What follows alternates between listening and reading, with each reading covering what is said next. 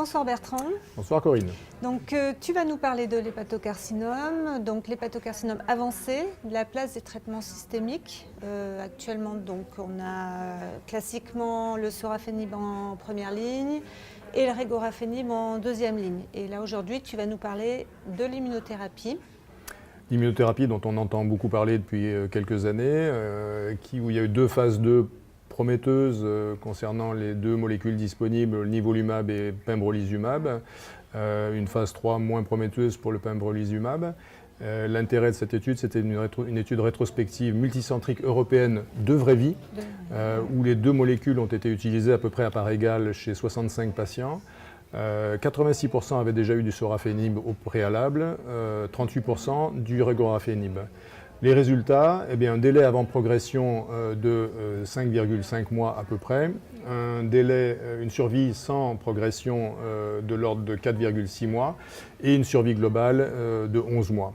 Donc en matière de tolérance, des effets secondaires tout venant qui étaient à 39% des patients, des effets secondaires grade 3, donc plus importants, qui étaient au pourcentage de 17%, principalement des hépatites, dont on entend parler depuis 2-3 ans en tant qu'hépatologue, et également des infections. Et puis 11% des patients ont dû arrêter le traitement pour effets secondaires gênants. Donc la conclusion, c'est que globalement, l'efficacité est satisfaisante correspondant aux études de phase 2, que la sécurité et la tolérance sont plutôt correctes, y compris pour des patients cirrhotiques Child B. Par contre, il n'y a eu aucune réponse complète, comme on l'a pu le voir avec un grand intérêt dans d'autres types de tumeurs.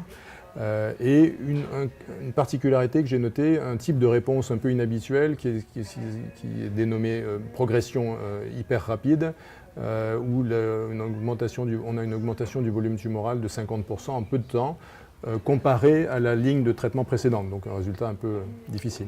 Difficile, donc oui, surveillance quand même, mais a priori, traitement qui va trouver sa place.